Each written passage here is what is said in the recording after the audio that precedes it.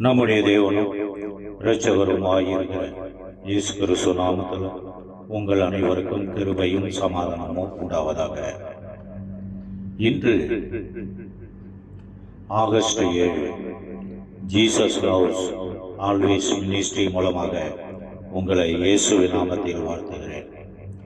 இன்று தினமும் ஒரு வாக்குத்தத்தம் இந்த ஊழியத்தின் சார்பாக இன்று கொடுத்துள்ள வாக்குத்தத்தம் யோபு 5:9. ஆராய்ந்து முடியாத பெரிய காரியங்களையும் எண்ண முடியாத அதிசயங்களும் அவர் செய்கிறார். வசனத்திலேயே வந்துவிடுவது. வசனம் சொல்லுகிறது,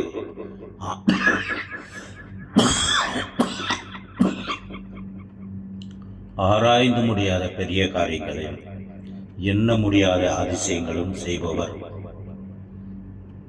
இந்த மனிதனுக்கு செய்பவர் கர்த்தர் ஒருவரே. அதாவது ஒரு மனிதன் புதை குழிக்குள் மாட்டிக்கொண்டு அதாவது ஒரு மனிதனை புதை குழி என்றால் அதை கீழே அவனை இழுத்து கொண்டு போகும். அதிலே தலைவரை போய் அவன் இறுதியில் கையை மேலே காட்டுவான். அவன் சரீரம் எல்லாம் கீழே மண்ணுக்குள்ளே போயிருக்கும். கையை காட்டும் போது அந்த கையை பார்த்து மற்றவர்கள் ஓடி வந்து அவனை காப்பாற்றி ஜீவனோடு எடுத்து அவன் வெளியே வருவது பெரிய காரியம். அது மட்டுமல்ல, ஆராய்ந்து முடியாத பெரிய காரியம் என்றால் நினைக்க முடியாத காரியம். மரித்த சடலத்தை நாம் மீண்டும் ஜீவனோடு அதுக்கு ஜீவனை கொடுத்து இந்த உலகத்தில் நடமாட வைப்பது எண்ண முடியாத காரியம்.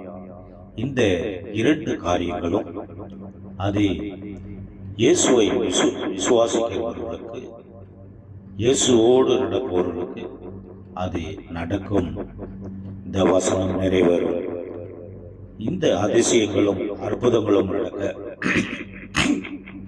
அவர் நமக்காக சிலுவையில் ஜீவனை கொடுத்து நமக்காக பாவங்களுக்காக சாபங்களுக்காக அவர் மரித்து 3ஆம் நாள் உயிர்த்தெழுந்து இன்று பரிசுத்த ஆவியாக இருக்கிறார். அதை நாம் வாயினால் அறிக்கையிட்டு அதை விசுவாசித்து நாம் அவர் கூட அன்பு செலுத்தும் போது அந்த ஆராய்ந்து முடியாத காரியங்களும் எண்ண முடியாத அதிசயங்களும் நம் வாழ்க்கையில் நடக்க